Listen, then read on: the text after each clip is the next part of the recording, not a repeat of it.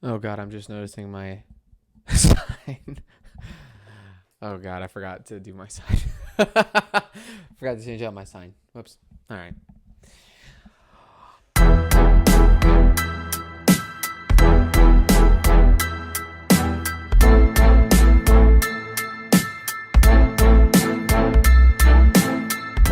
All right, let's get into it. New podcast. Well, not new. You get the point. New setup, new everything out here. Got the old sign back. Somebody, it got a little busy today. Hold on, let me change this up. It got a little bit busy today, so I couldn't do it. So that was kind of fun. First question I tweeted out earlier today. Please, I'm gonna answer questions in DMs. First question was from Jody Rewa, probably my favorite follower on social media. She DM'd me and said, "Hey, what did Santa get you?" Let me tell you what Santa got me, Jody. All right, first off, nice little apple juice cup holder. Nice little apple juice. I got the Tigers for those listening on audio. It's a nice little Tigers emblem. It's got the old English D, old school. And then over here, let's see. I'm doing this on video. I've got a nice little all four of the Detroit teams panel right here. It's made out of metal. It looks really good. Guest of the show, Kayla, my sister, got me that. And then my mother, Santa got me a big, I don't even know. It's kind of like a plaque, and it's a 3D it's 3D, and it's the Comerica Park. It's 3D. I don't know, panel. I don't know what to call it, but it's sick. I've had this. I was at the MLB in Omaha. I was at that game. And then over here to my left, I've got my University of Nebraska degree sitting up there. Just to remind you guys that, I'm not just an idiot that watches stupid games. I also, somewhat decently intelligent. I'm not going to say greatly intelligent, but decently intelligent. Let me tell you about Spanish class sometime. And then some of the people on YouTube will notice that I'm wearing a PlayStation Fiesta Bowl t-shirt. OSU, it says Oklahoma State. Let's go. Getting ready, the Cowboys. I'm going to probably wear this on game day next week because I got tickets to the Fiesta Bowl. I'm super excited. I think Notre Dame's going to win that game, but doesn't matter. We're still sitting on the Oregon State. We're sitting on the Oklahoma State side. My wife's been saying Oregon State all week, and I can't get it out of my brain. Orange and black, OSU, same college. It's the same college, but we're going to be at that this week, and I'm going to be down at the Barstool Bowl for the Boise State Central Michigan game. I'll probably have to get a t-shirt there too. So got a busy week, but a lot of fun. Maybe I'll do a vlog. I always say that I do a vlog. I have an Auburn one and an Arizona one ready to go. I need just to publish it. They were a lot of fun, both of those games. Okay, let's get into the show. New setup. Thank you, Santa. Don't worry. There's still a lot of crap, a lot of space that can be filled over here.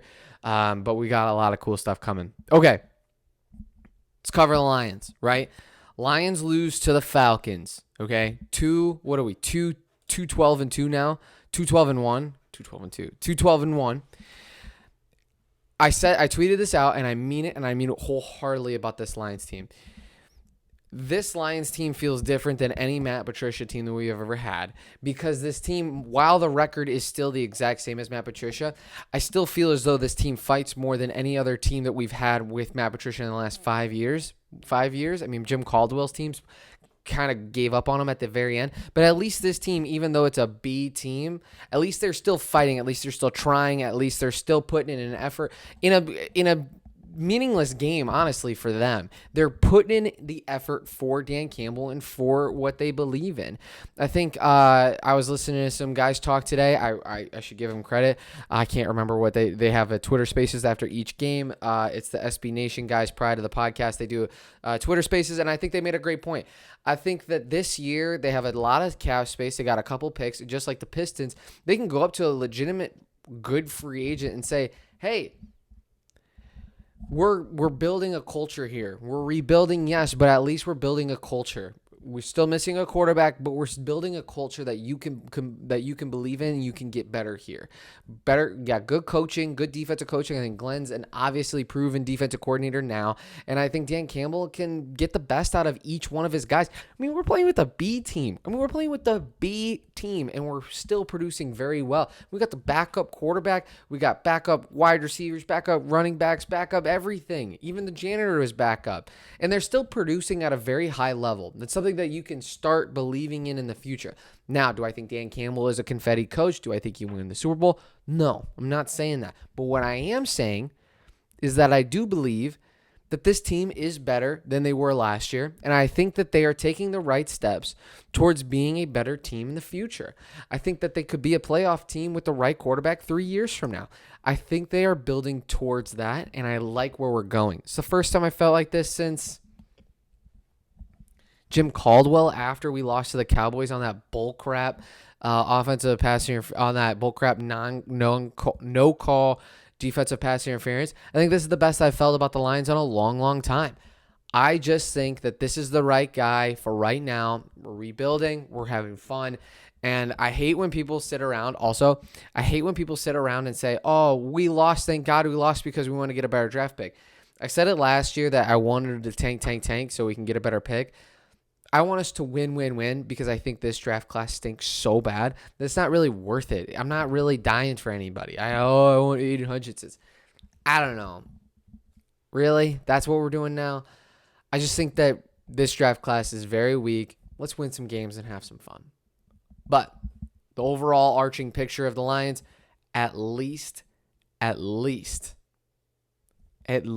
trying. And that's all you can ask for with a team like this. When you have a roster this bad, all you're asking for is for the team to reflect you. And I think this team's reflecting us.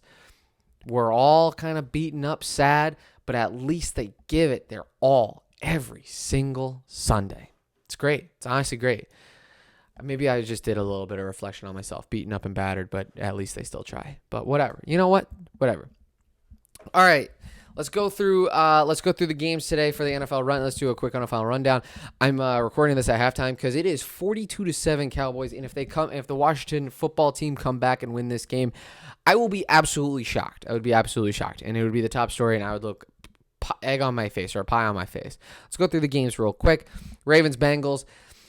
I understand the Ravens had their third string quarterback, but the Bengals were really good. The offense is really good. Are they going to win the Super Bowl this year? No. Are they going to get eliminated in the first round? Yes, but they're close. That you could see what they're building. You can see that they're on the right direction.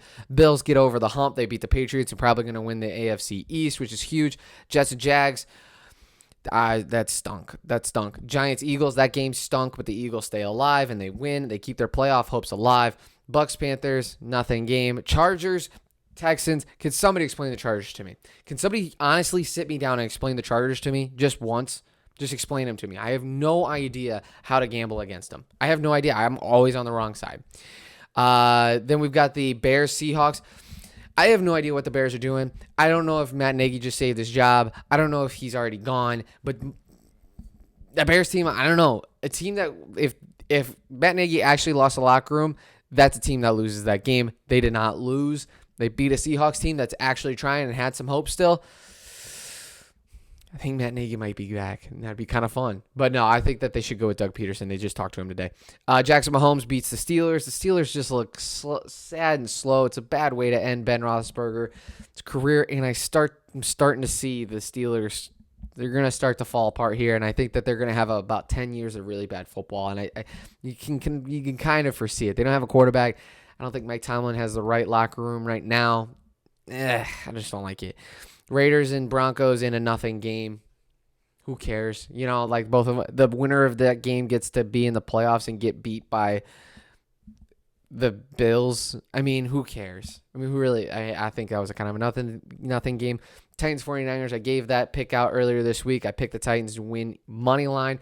I have been right about the Titans after I was wrong about the Titans. I was wrong about the Titans for the first 3 games of the year, and now I'm right about them because I'm like, I just do the opposite of what your brain thinks, and that's the Titans. Then on Christmas, Browns, Packers. Packers are going to get the 1 seed in the NFC, and they're going to go to the Super Bowl, and they're going to lose. And it's just going to suck. It's just going to suck. They're going to lose. I still have the Rams winning the Super Bowl, hopefully. I understand that's a contradiction, but my heart is telling me the Packers are going to – my brain's telling me the Packers are going to go to the Super Bowl. My heart's telling me the Rams are going to win the Super Bowl. And every single time my brain is right. And the Packers are going to go to the Super Bowl and they're going to win, and it's going to be a sick documentary 15 years from now. It's going to suck. Then Colts-Cardinals. I was at the Colts-Cardinals game. Cardinals, Cliff Kingsbury is an idiot. But Cardinals struggling. Struggling out here in the desert, man. They're struggling. That just doesn't make any sense. I understand they got a lot of injuries. Just frustrating. It's frustrating when your second favorite team just craps all over themselves. But in other football news, bowl week starts now. All these other bowls, take it or leave them. I haven't really watched a single one. I watched one during work one time. I watched the one in Boise, Kent State versus Wyoming. I watched that game. But other than that, all of them stunk. Bowl season starts tomorrow morning in Detroit, Quicken Lanes Bowl, Western Michigan. Give me Western Michigan in the Quicken Lanes Bowl -7. Bowl week starts now. And this week is kind of a crappy week for work, but it's a great week for sports. You got all these bowls. We got some NFL going around. You got some NBA games. Too bad that COVID's kind of taken over and the NHL it's taken over. But games are going to start coming. Games are starting to come now, and I'm getting I like this time of season for sports. I really do. I think this is a really strong sports season right now. Okay, but with that being said, I know I already did this last week. Let me give just a couple predictions. I just gave out Western Michigan to beat Nevada. I think just a couple of games that I'm actually interested in, Auburn and Houston. I think Houston wins that game. Here on Tuesday night, we got West Virginia and Minnesota. Give me Minnesota -5. I think they blow them out. Oregon and Oklahoma. I think that's going to be a funny game. I think both teams are going to try to lose. I don't think anybody cares, but I think Oklahoma wins by more than 4.5. I think Pitt and Michigan State in the Peach Bowl had so much opportunity to be a great game. Give me the over still on 56 and give me Michigan State -2.5.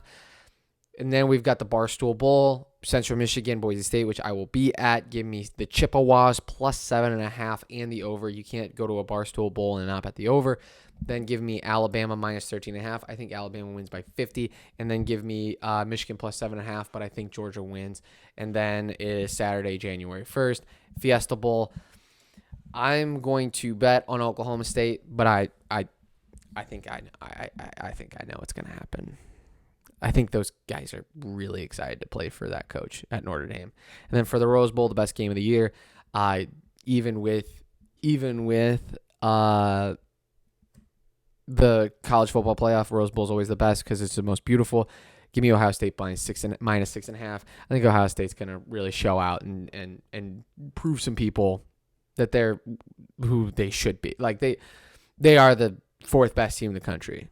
I think that's what they're going to do. I think they're going to prove that they're the fourth best team in the country over Cincinnati, if you were wondering.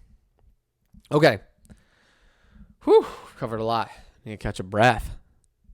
But before I even can catch a breath, let's hit my favorite, the European Minute. Starting in 2, 1. European Minute. It's Boxing Day. This is when soccer gets good. Everybody sits around. I think this is when soccer season starts for myself. I think this is kind of when all the games are happening. It's fun. It's a whole day of soccer. This is when it gets interesting. I think that it's a 3-horse race in the Premier League. The classic saying is whoever's in first at Christmas is typically the winner. So I think Man City is going to be a strong team, but I still think Chelsea has a chance. Champions League predictions. They just came out with a round of 16. I've got Bayern, Man City, Ajax, Chelsea, United, Juventus, Liverpool, and PSG to advance onto the next round. And then I need to stop picking Chelsea. I got to stop picking Chelsea. It's hard not to pick PSG, but it's such a loser pick. I got Man City finally getting it over. I have Man City finally win the Champions League, and then Pep Guardiola leaving for PSG and making $1 trillion there. But that has been your European Minute. Whew. Ran through that, baby. I love Chelsea. I love Chelsea this year. Okay. So before the podcast, I asked for people to tweet and DM me questions before the so I could talk about it. Scott Dillon asked about the MLB lockout, and I think it's a good question. As a big baseball fan myself, not only a guy that probably watches every single Tigers game, I'd say like at least 90% of Tigers games, and a guy who's about to get partial season tickets to the Diamondbacks, I care about this more than about anything else. Anything else going on in my life? MLB lockout's probably top 5. I'd say about top 5. The thing that worries me about the MLB lockout is the fact that they haven't said anything and I haven't heard enough about it. So I'm getting a little nervous, especially since I'm here in Arizona. This is my first full spring in Arizona, and like, can we have some spring training baseball? Like, that's 26% of the reason why I came out here is for spring training baseball. Like, what are we doing, right? I hope they figure it out. I don't know. I'm getting a little worried. Call me February 1st. If there's still no baseball if they haven't signed the deal February 1st, then I'll be super worried. But right now I'm like, I got time. You got time. I think we're gonna have a season. I think they'll agree to something. I think that the cut that they had from COVID really hurt. And I think they need to play baseball. I think both parties need it. And I think they'll get a deal signed. But call me February 1st. I think that question is going to be a lot better come February 1st. It's going to be a little bit more interesting. Then finally, since there's no hockey, Pistons lose big to the Spurs. But who really cares, honestly? I mean, they had nobody. I mean, I got a call about it yesterday. They were like, hey, I heard you're the water boy at your high school basketball team. Like, can you run 10 minutes? And I was like, yeah, I guess I could run. But I couldn't make it work on my schedule. But yeah, I don't know. It kind of stinks. It kind of feels fluky, especially when it's a game like that. This Diggs guy, by the way, for the Cowboys, the cornerback, is the most overrated football player I think I've ever seen in my life. That dude gets burned every single play, and then he gets one interception. Everybody's like, GOAT.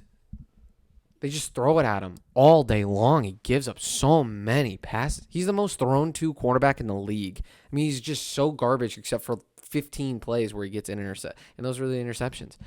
But yeah, Pistons lose, so what? It's a bad year already, and it's COVID, and nobody's playing. And so that kind of stinks. All right, final thoughts for the podcast. I had this thought at the Cardinals game. The interesting thing about going to an Arizona game is that nobody there is truly like Arizona diehard from day one. Like, that is their team, right?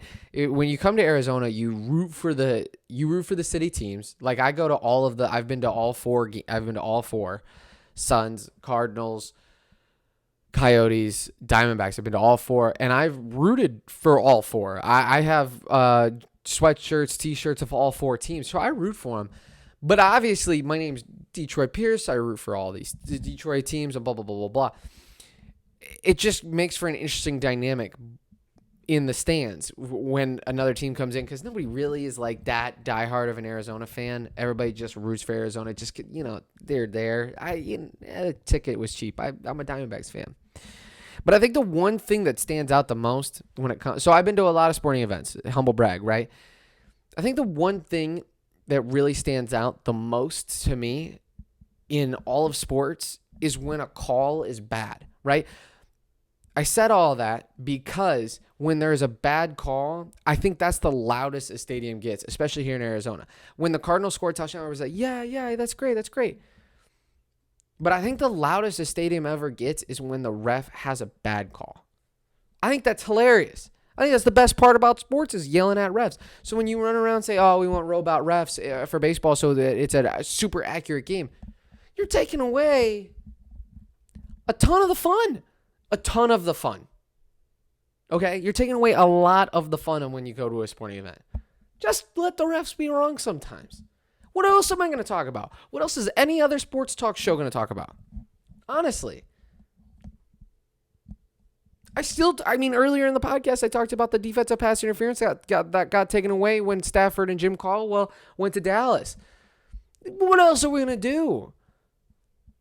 If you can't yell about a ref, you can't yell about anything. That's all I'm going to say. But with that caveat, don't yell at your waiters or waitresses. They're taking it. It's tough. It's tough times. Okay. Thank you so much for listening to another Detroit Pierce podcast. It's been a little all over the place. New studio, setup, kind of home office. By far my favorite tweet of the whole entire year, now that we're kind of looking back on it, was a guy that tweeted at me earlier this year. Why would I listen to somebody in a 1-bedroom, 1-bathroom apartment, and nailed it on the head. Now, hey, look, I'm 4 beds, baby. That's right, baby. Oh, and to the guy that tweeted at me earlier today, you're married? That's literally the whole tweet. It just said, you're married. Not even a question, just a statement. You're married? Married to the game, brother. Married to the game. God bless. Go Detroit Sports.